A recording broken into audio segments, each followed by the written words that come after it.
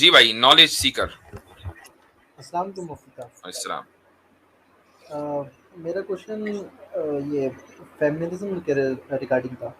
जी मुझे थोड़ा सा कंफ्यूजन इस बिहाफ पे है कि वुमेंस का जो राइट है एज अ मुस्लिम मुआशरा, क्या हम लोग अपनी वुमेंस को जो इस्लाम ने उनको प्रॉमिस करा है वो राइट्स दे रहे हैं या नहीं? देखें, ये मुआशरे के ऊपर डिपेंड करता है, फैमिली टू फैमिली डिपेंड करता है कि इस्लाम ने जो हुकूक औरत को दिए हैं वो हुकूक उस औरत को मिल रहे हैं या नहीं मिल रहे हैं। ये इसकी जिम्मेदारी जो है वो इस्लाम पर नहीं है। इस्लाम ने तो आपको एक उसूल और ज़ाब्ता दे दिया। अब अगर आप मुआशरे की कैदोबंद में जकड़े हुए हों और अपनी खानदानी रिवायात पर अमल कर रहे हों और बज़ाहिर देखने में आप बहुत पक्के सच्चे मुसलमान लग रहे हों, तो फिर आप इस्लाम को दोष न दें बल्कि अपने मुआशरे और अपने आप को दोष दें। तो ये बात हकीकत है कि बहुत से इलाकों में औरतों को, बहुत से मुआशरों में, इस्लामी मुआशरों में वो हुकूक नहीं दिए गए कि जो हुकूक उनको इस्लाम ने दिए हैं। हाँ, अगर किसी कोई पर्टिकुलर बात आपके जहन में है तो वो जरूर आप बताएं ताकि उस पर गुफ्तगू की जा सके। मुफ्ती साहब, एक्चुअल में अभी जैसे इंस्टाग्राम वगैरह में किसी से बात होती है लड़की से, जैसे मतलब फेमिनिज्म के रिगार्डिंग, हम्म। तो उनका पॉइंट ऑफ व्यू डायरेक्टली ये रहता है कि मेरी कम्युनिटी में as a complete Muslim community में मुसलमान लड़कियों की आवाज़ को एकदम दबाया जा रहा है इस तरह से। अब उस नहीं, पे क्या कितनी मतलब है सच्चाई आवाज है को वो दबाए तो जाने का? क्या एक मतलब है? ये हद बहुत तक तो वेग, मुझे भी पता है, वो completely like I won't accept that. ये बहुत बट वेग इस स्टेटमेंट है। चीज़ में भी नॉलेज भाई सुन लो, ये बहुत वेग स्टेटमेंट है कि हमारी आवाज को दबाया जा रहा है। क्या मतलब है आपको? यानी आवाज दबाने का क्या मतलब है? कौन सी वो आवाज है कि जो आपने उठाई और जिसको दबाया गया? Mean by that?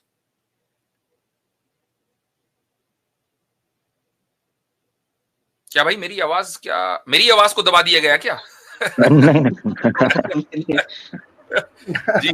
नहीं मुफ्ती साहब, मेरा नेट का थोड़ा सा इशू है। तो जब उसका तक के सेंस इसकी, हाँ, इसको इस आप तरह पूरा से। वाज़ेह तौर पे बताएं, वैसे फिर कोई फायदा नहीं है इस तरह की वेग बात करके। हम्म। इसमें देखिए, मैं अभी इसमें अगर मुफ्ती साहब एक चीज ऐड कर दूं नॉलेज के साहब, ये जो जितने भी फेमिनिस्ट होते हैं ना, मतलब ये बड़े कहते हैं ना, वो फनी लोग हैं। फनी क्यों है? ये यही कहते हैं कि हमें इक्वल राइट्स चाहिए, हमें मर्द के बराबर रखो, जैसा मर्द करता है वैसे ही करो।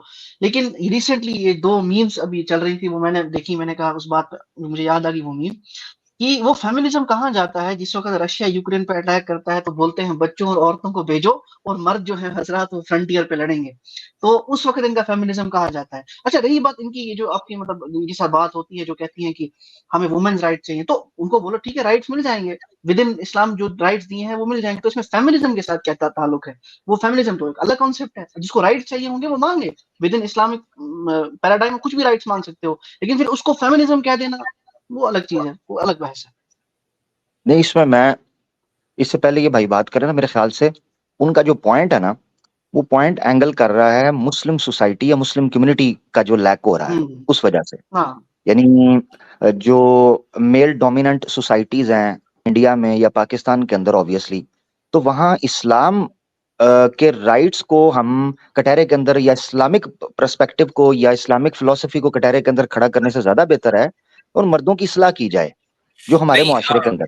आमिर भाई, ये जो टर्म है ना मेल डोमिनेंस, ये भी एक क्वेश्चनेबल टर्म है। ये मेल डोमिनेंस को तो मगरिब ने बहुत बुरा करके दिखाया है ना, वरना हमारे यहाँ तो पैट्रियार्किकल थीसिस पर अमल है, हम तो पैट्रियार्की को सही समझते हैं। मैं बिल्कुल, मैंने हाँ। बिल्कुल बिल्कुल हजरत, मैं आपके साथ बिल्कुल उसमें एक लाइन पे, एक पेज पे खड़ा हूं। मैं वो टर्म, पॉपुलर टर्म यूज की है जो आमतौर पर ये लोग बोलते हैं कि मेल अब डोमिनेंट सोसाइटी। असल में मेल डोमिनेंस का मतलब जो जो बजाहिर दिखता है वो ये है, खुसूसन ऐसी सोसाइटीज में कि जहां कबायली निजाम ज्यादा है या जिहालत है, पढ़े लिखे, कि उसमें भाई औरतों के ऊपर तशद्दुद हो रहा है, आटे में, उसमें खाने में नमक ज्यादा हो गया तो मर्द ने मारना पीटना शुरू कर दिया, तलाकें दी जा रही हैं, छोटी छोटी बातों के ऊपर घर से शादी निकाला जा रहा जबरदस्ती है, हो जाती है। जबरदस्ती की शादियां हैं, बिल्कुल बचपन में शादी तय कर दी गई और बच्ची को जो है वो बड़े होने के बावजूद भी कुछ कहने का कोई हक नहीं दिया गया। ये सारी वो चीजें हैं कि अगर आप इसको मेल डोमिनेंस कह रहे हैं तो यकीनन इस्लाम इनको दुरुस्त नहीं समझता।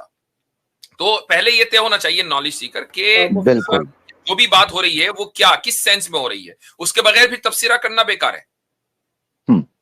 बिल्कुल। मुफ्ती साहब, इधर बात ये ऐसी आती है, जैसे एक कुछ दिनों पहले मैं पोस्ट देख रहा था जिसमें एक लड़की अपनी महर के डिमांड्स रख रही थी कि मेरी महर इस लेवल पे होनी चाहिए, करीब 50,000 यूएसडी शायद इस तरह से था। अब अमेरिका के हिसाब से भी शायद ये बहुत ज़्यादा है। तो उस पे जो majority of the Muslim main थे उसको कंडेम कर रहे थे इस बात पे कि ये इतना ज़्यादा तुम मांग रहे हो, ये एक तरह से गोल्ड डिगर है और इस तरह के मतलब उसको नहीं, देखें एक चीज ये भी है कि बता रहे थे। एक चीज ये भी उसमें है कुछ लोग कि तो अब कुछ हदीस वगैरह भी दे रहे थे कि इसके हाँ, against। ठीक है।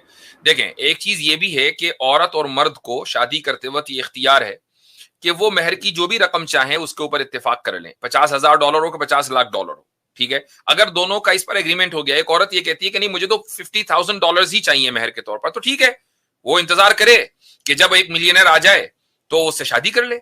कोई मजबूर तो कर नहीं रहा है। ऐसा तो है नहीं कि एक आदमी के जो डेली वेज के ऊपर रह रहा है वो $50,000 के महर का वादा कर लेगा, कहां से देगा वो।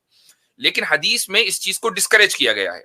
डिस्करेज इस माना कर किया गया है कि अगर खवातीन इतना ज्यादा महर की डिमांड करेंगी कि जो मर्द पूरा नहीं कर पाएंगे तो मुआशरे में तो शादियों का सिलसिला रुक जाएगा ना, और शादियों का सिलसिला रुकने का मतलब है जिना का बढ़ना।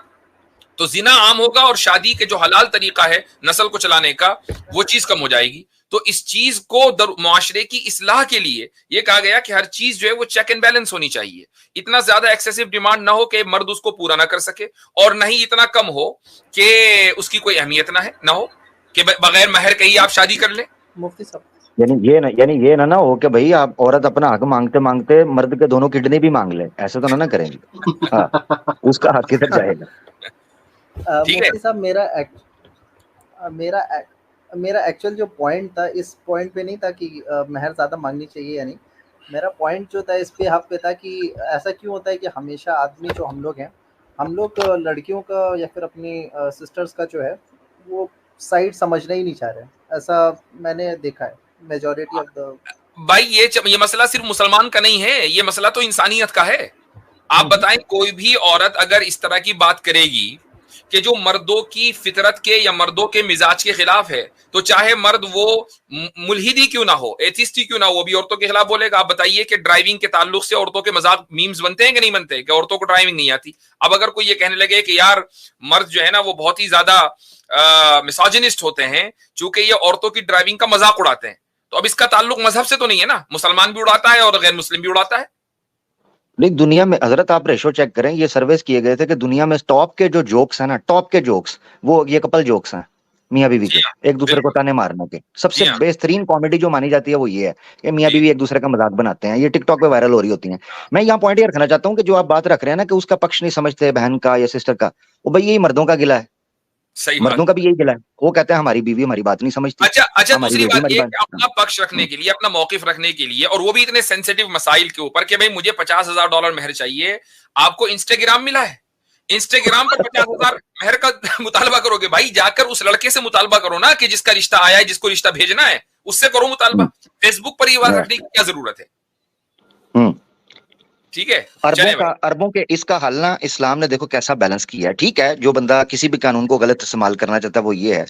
मेरे कुछ अरब दोस्त थे हजरत, तो उनके साथ ना बैठे तो उनके यहाँ ये डिस्कस हो रहा था कि वहां चूंकि एक यानी करीब करीब इस्लाम को वो अपने मिजाज का हिस्सा उन्होंने बनाया हुआ है, तो वहां औरतें जो है ना वो बड़ा मुंह खोलकर हक महर मांग रही थी। अरबों के लिए बड़ी दिक्कत, क्योंकि उनके पास पैसा तो है मगर उनके लिए बड़ी दिक्कत थी। उन्होंने फिर ये तोड़िए निकाला, उन्होंने कहा अगर ये तुम्हारा हक है ना तो फिर 2-3 शादियां करना फिर हमारा भी तो हक है ना। तो उन्होंने कहना शुरू कर दिया कि ठीक है तुम्हें तुम्हारा हक महर मिल जाएगा, फिर तुम्हारे साथ ही हमने दूसरी शादी भी करनी है। तो उससे काफी अफाका हो गया, काफी हाजमा दुरुस्त है अभी जी। अच्छा जी, ठीक है।